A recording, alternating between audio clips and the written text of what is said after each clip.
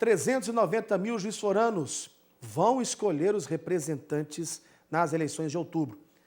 A maioria dos eleitores são mulheres, então olha só, presta atenção, já vou mostrar para você, a gente vai saber o perfil das pessoas que vão votar em Juiz de Fora. A maioria é do público feminino, 390 mil eleitores, esta que é a quantidade de eleitores que estão aptos para votar nas eleições deste ano, e eu mostro para você agora, na tela do alerta. Segundo o IBGE, Juiz de Fora tem uma população de aproximadamente 565 mil habitantes. A quarta maior cidade de Minas Gerais possui 4 zonas eleitorais e 1.246 sessões. 1.326 urnas eletrônicas chegaram na cidade no dia 29 de agosto, para as eleições do dia 6 de outubro. De acordo com o Tribunal Superior Eleitoral, Juiz de Fora possui 390 mil eleitores, a maioria com idade entre 45 e 59 anos e ensino médio completo. 54% dos eleitores são mulheres. Os dados, fundamentalmente, são muito convergentes com tendências nacionais. Ou seja, a demografia do país está mudando.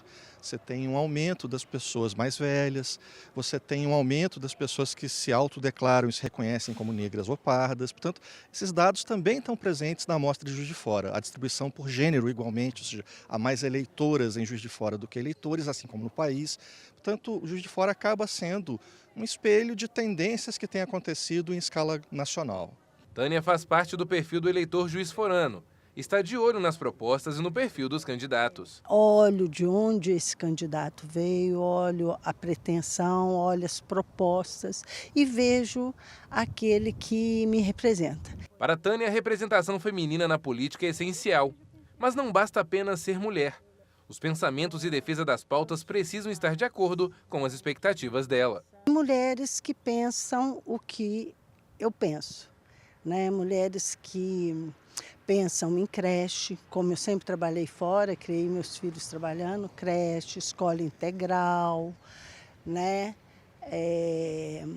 Suporte, né? Médico, né? Essas políticas públicas, né? Com relação à dependência química, né? Eu olho esse tipo de coisa. Mesmo com a maior parte dos eleitores sendo mulheres, os números não refletem a representatividade feminina na política local. Eu acho que esses dados revelam exatamente uma certa distorção, um certo descolamento do perfil dos candidatos e, sobretudo, dos eleitos em relação à população. Ou seja, para uma sociedade como a brasileira e como a juiz-forana, que tem mais mulheres do que homens votando, você tem uma enorme subrepresentação de mulheres na Câmara de Vereadores, uma enorme subrepresentação no país de mulheres ocupando posições executivas de prefeitura, governo do estado, e o mesmo em relação a negros e pardos, por exemplo, que são a maioria do eleitorado brasileiro, mas, contudo, não apresentam-se em postos de poder em igual relevância àquela que é a sua base no eleitorado.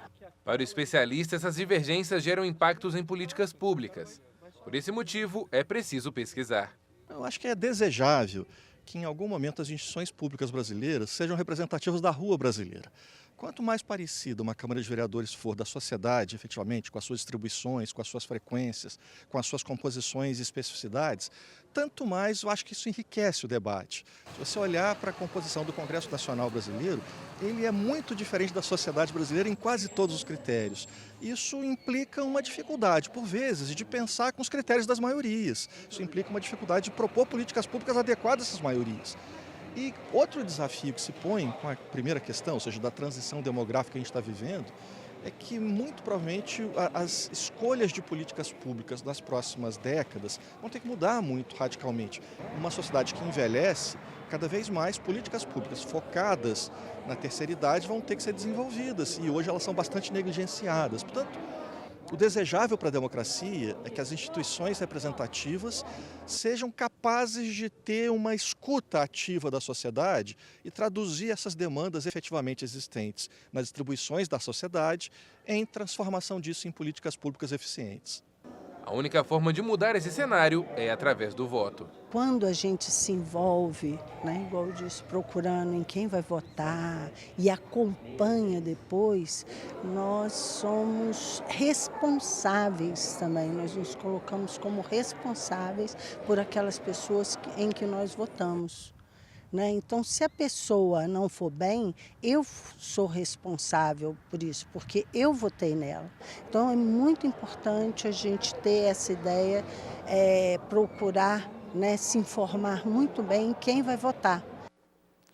À medida em que há essa conscientização, né, com relação à política, em que você tem o poder do voto e há uma procuração que você entrega para um candidato ou para uma candidata para ser o seu representante ou a sua representante na Câmara e também no Executivo, a gente começa a perceber esta responsabilidade. Cada vez mais são elas quem definem o pleito.